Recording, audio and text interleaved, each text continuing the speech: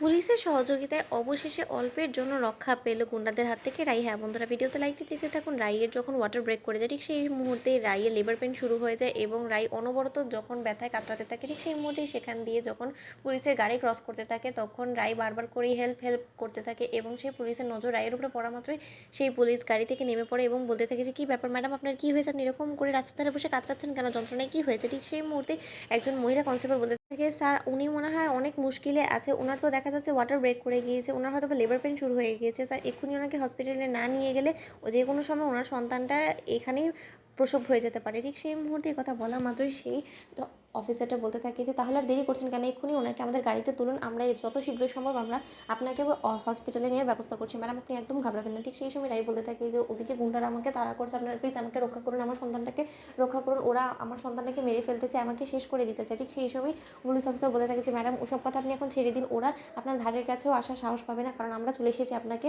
বাঁচানোর জন্য, আপনি একদম টেনশন করবেন না ম্যাডাম, আপনি রিল্যাক্স থাকুন। ঠিক সেই মুহূর্তে সেই মহিলা কনস্টেবলরা মিলে যখন রাইকে সেই পুলিশের গাড়িতে তুলে ঠিক সেই মুহূর্তেই সেই পুলিশ অফিসাররা মিলে যখন রাইকে হসপিটালে নিয়ে যায় এমার্জেন্সি ওয়ার্ডে, ঠিক সেই মুহূর্তে ডক্টররা বলতে থাকে রাইকে চেক আপ করা মাত্র যে ওনার ওয়াটার ব্রেক করে গিয়েছে, ওনাকে এক্ষুনি লেবার রুমে নিয়ে যাও সিস্টার। ঠিক সেই সময় রাই বলতে থাকে যে আপনারা প্লিজ আমার ফ্যামিলিকে কল করুন। অন্যদিকে মহিলা কনস্টেবল বলতে থাকে যে এই মুহূর্তে আপনার ফ্যামিলিকে আমরা কী করে কল করবো, আপনার কাছে তার কোনো রকম কোনো কন্ট্যাক্ট নাম্বার আছে, আপনার ফোন কোথায়। অন্যদিকে রাই বলতে থাকে যে অফিসার প্লিজ আপনার ফোনটা আমাকে কিছুক্ষণের জন্য অন্তত দিলে আমার অনেক বেশি সাহায্য হতো, আমি একবার আমার স্বামীকে কল করতে চাই।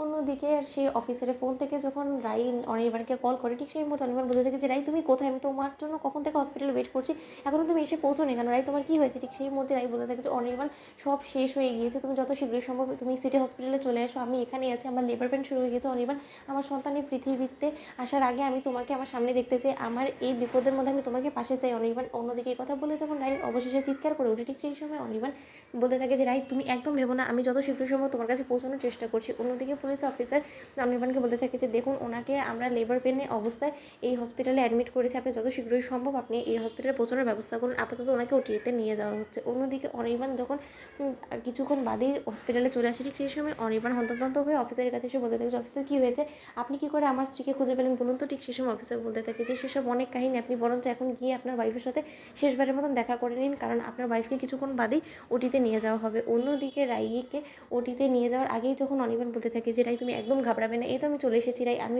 বাড়িতে সকলকে কল করে ফেলেছি, সকলেও ইতিমধ্যে চলে আসবে, তুমি একদম টেনশন করো না রাই, কিন্তু তোমার এই অবস্থা কী করে হলো। তখন রাই বলতে থাকে কাঁদতে কাঁদতে যে অনির্বাণ তুমি শুধু ওটির বাইরেই থেকো, আমার সন্তানটার উপরে যাতে কেউ কোনো রকম কোনো ক্ষতি না করতে পারে, আঘাত না আনতে পারে, এই দিকটা তোমাকে খেয়াল রাখতে হবে। আর নীলু কিন্তু আমাদের সন্তানকে মেরে ফেলতে চায় অনির্বাণ। হ্যাঁ এই কথাটা সত্য। তো বন্ধুরা ভিডিওটি ভালো লাগলে লাইক এন্ড শেয়ার সাবস্ক্রাইব করতে ভুলো না।